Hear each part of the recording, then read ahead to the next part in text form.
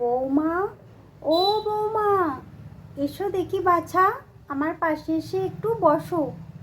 এবার তোমাকে তোমার সংসারের সব কিছু বুঝিয়ে দিই। এসো এসো, বসো বৌমা, বসো। হ্যাঁ মা, বলুন। আমাকে আবার এখনই এসব বলছেন কেন মা? আপনি তো আছেনই আমার পাশে। আস্তে আস্তে আমি সব শিখে নেব মা। হ্যাঁ হ্যাঁ, সে তো আমি আছি। আমার খোকা কত কষ্ট করে উপার্জন করছে, মাথার ঘাম পায়ে ফেলে সারা বছর খাটে। সে কষ্টটা তো আমাদেরই বুঝতে হবে, বলো। সে তো নিশ্চয়ই মা। আপনি যেভাবে এতদিন সংসার করেছেন, আমিও চেষ্টা করব মা আপনার মতো হতে। চেষ্টা না বৌমা, চেষ্টা না, হতেই হবে। শক্ত হাতে সংসারের হাল ধরতেই হবে। আচ্ছা মা, আপনি যা বলবেন আমি তাই করব। আর এমনিতেই দেখো, এ কদিন আগে তোমাদের বিয়ে হয়েছে। বিয়েতে কত খরচ হয়ে গেল বলো তো। কিন্তু মা, আমি পই পই করে খোকাকে বলেছিলাম, বিয়েতে এত লোক বলার দরকার নাই। শুনলো কি ছেলেটা আমার কথা? কিন্তু মা, আমাদের বিয়েতে তো কতগুলো লোক খানোর কি দরকার ছিল? কিন্তু মা, আমাদের বিয়ে তো কালীঘাট মন্দিরে হয়েছে, আর মাত্র 15 জন লোক খেয়েছে। হ্যাঁ জানি তো মন্দিরে হয়েছে, কিন্তু 15 জন, অতজন তো আমায় বলেনি খোকা। আমায় তো 11 জন বলেছিল। হ্যাঁ, মানে লুচি, আলুর দম আর মিষ্টি তো, তাই আরো 4 জন বেড়ে গেল। আমি বারণ করেছিলাম মা, আমার কোনো কথাই শুনলো না। বোঝে না, এ ছেলে একদম বোঝে না। যদি দুটো পয়সা থাকে সে তো তোদেরই থাকবে। সত্যি মা, আপনি একদম ঠিক কথা বলেছেন। সত্যি অনেক খরচা করে ফেলেছি।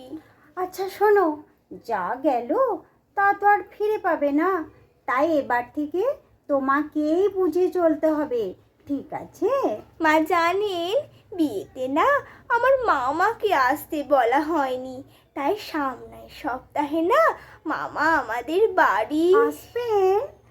এই আবার খরচা! তা একা আসবেন না সব পরিবারে? খাওয়া দাওয়া কি সেরে আসবেন না এখানেই করবেন?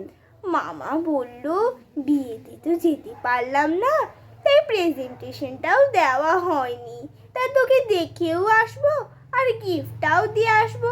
সকাল সকালই তো আসবে বললো। ও, বিয়ের গিফট দিতে আসবেন? তা বেশ, তা বেশ। তা সকাল সকাল মানে টিফিন থেকে শুরু করবে নাকি? কোনোভাবে একটা বাদ দেওয়া যেত না? মানে টিফিন না হয় দুপুরের খাওয়া, কিন্তু টিফিনের খরচাটা বোধহয় কম, তাই না? কি বলো বৌমা?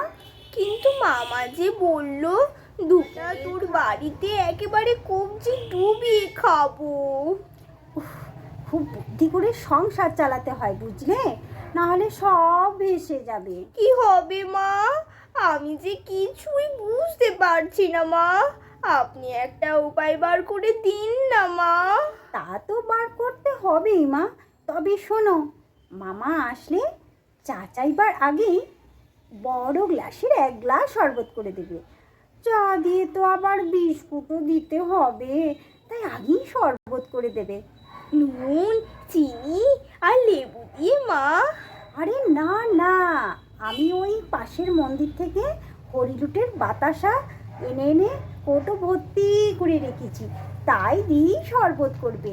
জলও কলে আর বাতাসাও মন্দিরে, তাই আমাদের কোনো খরচাই হবে না।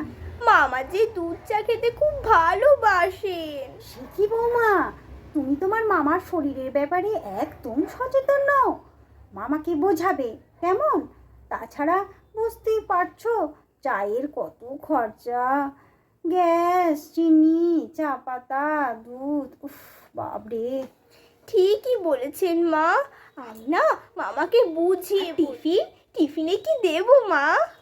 শোনো বৌমা, শরবত দেওয়ার সাথে সাথেই বলবে, মামা লুচি মিষ্টি আলুর দম নিয়ে আসছি, আমার বাড়িতে তুমি প্রথম এলে, না খাইয়ে তোমায় ছাড়ছি না, কিন্তু খেতে তোমায় হবে, না বললে শুনবো না।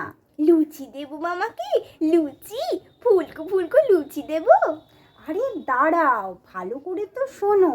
লুচি আনি মামা লুচি আনি বলবে, শুধু বলেই যাবে। তার সাথে আমিও বলবো, যাও বৌমা, মামার জন্য খানদশেক লুচি ভেজে আনো। তুমি বলবে, না না, মামার বয়স হয়েছে, এই এক গ্লাস শরবত খেয়ে মামার পেট একেবারে ভরে গেছে, এরপর লুচি খেয়ে দুপুরের খাবারটাই তো আর খেতে পারবে না। না মামা, তার চেয়ে তুমি বরং দুটি মুড়ি খাও, মামাকে কিছু বলার চান্সই দেবে না, বুঝলে?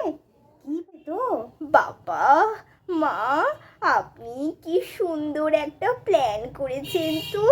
কি রকম যেন একটা নাটক নাটক লাগছে। আমার তো মনে হচ্ছে আমি সিনেমায় অভিনয় করছি, আপনি আমার লোক আর আমি নায়িকা। সংসার তো নাট্যশালায় মা, তবে অভিনয়টা যেন ঠিকঠাক হয়। আর হ্যাঁ, মনে রেখো, মামা যেন বুঝতে না পারে, তার চতুরতা ধরা পড়ে যাবে আর কি। না না মা, আপনি একদম চিন্তা করবেন না, আমি কিছুতেই বুঝতেই দেব না। আর দুপুরে দুপুরে কি অন্য অভিনয় মা? সেই কোন ছোটবেলা থেকে আমার অভিনয় করার খুব ইচ্ছা। ভেবেছিলাম সিনেমার নায়িকা হব, কোমর দুলে দুলবো গাইবো, আমার সেই ছোটবেলাকার স্বপ্ন এবার। আচ্ছা বাচ্চা, আচ্ছা সে হবেক্ষণ, তার আগে দুপুরে কি রান্না হবে শোনো। আমি পল্টুদের বাড়ির থেকে পুঁই শাক এনে দেবো, ওদের বাথরুমের ছাদে নিচে বাথরুমের চেম্বারের ওপর ঝুলে পড়েছে, আমি দেখে রেখেছি, এনে দেবোক্ষণ। আর শ্যামলীদের মায়ের বাড়ির পাশে নোংরা ড্রেনের পাশে অনেক লাউ গাছ আছে, ওখানে অনেক লাউ হয়েছে, আর ওই নোংরা জলের জন্যই তো গাছ ভালো ফল দেয়, তাই একটা লাউ দেবে বলেছে। লাউ আনবেন মা? লাউ চিংড়ি হবে? চিংড়ি? ঠিক আছে ঠিক আছে, তা হবেক্ষণ।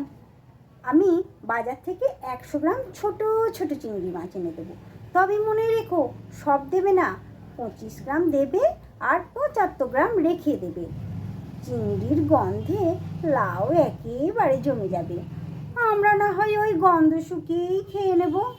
আর কি হবে মা? কচি পাঁঠা, আমার মামা কচি পাঁঠার ঝোল খেতে কি ভালোবাসে। আরে থামো থামো, আমি ভাবলাম খাওয়াবো পুকুরের ছোট বাটা, আর তুমি বলছো কচি পাঁঠা। বাবা, ভারী মজা তো, পাটা হয়ে গেল বাটা। আরে মামার ওই বয়সে হজম হবে কেন, এখন ছোট ছোট মাছ খেতে হয়, একদম ছোট ছোট ছোট ছোট মৌরালা পুঁটি, ছোট ছোট বাটা, সব ছোট ছোট। সত্যি মা, আপনার মাথায় কি বুদ্ধি, আমার মাথায় না কোনো বুদ্ধিই নেই।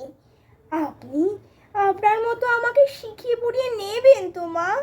কি যে বলি আর কি যে করি, সব কেমন যেন গুলিয়ে যায়। ঠিক আছে ঠিক আছে, সবই তো আমার বাড়ি এসেছো, আমার সাথে থাকতে থাকতে সব শিখে যাবে, শুধু চোখ কান খোলা রাখবে, সংসারের অপচয় করা যাবে না। আমি আজ আছি, কাল নাই, আজ বাদে কাল চোখ বুঝবো, তাই তোমার সংসার তুমি বুঝে নাও, এই নাও বৌমা সংসারের চাবি।